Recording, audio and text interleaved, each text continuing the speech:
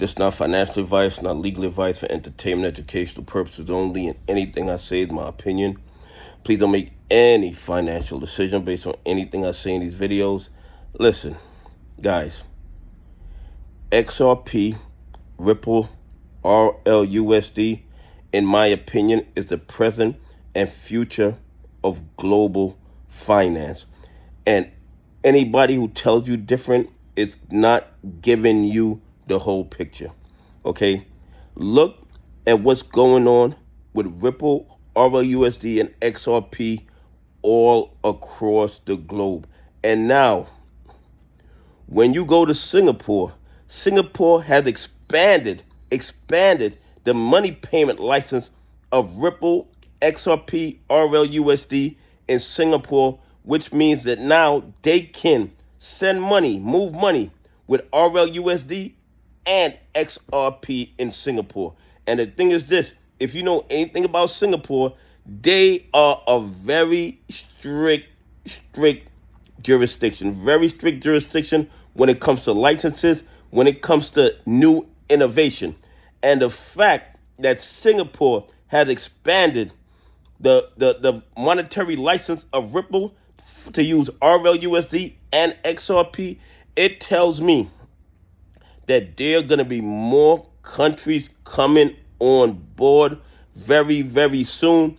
And this just expands the reach of Ripple, expands the reach of XRP, expands the reach of RLUSD. And you know what that's going to do? That's going to create more global demand for XRP. And with more global demand, what is going to happen to the supply? The supply is going to decrease. So you're going to have decrease in supply, increase in demand. In a fair and transparent market, that would mean a price increase.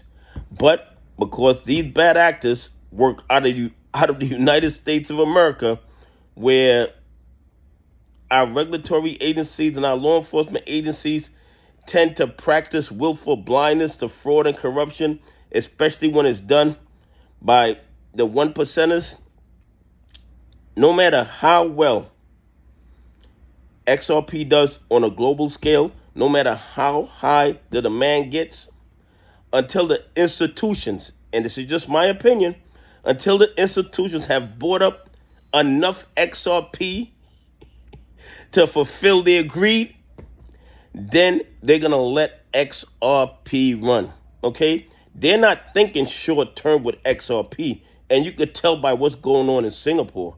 I mean, Singapore just expanded Ripple, RLUSD, and XRP license, and they wouldn't be expanding that license unless they knew that Ripple, RLUSD, and XRP is the present and future of global finance, and it's only gonna get bigger. Okay? They don't want to be bringing up the rear. And what is going on in the United States of America, they kind of slow walking XRP.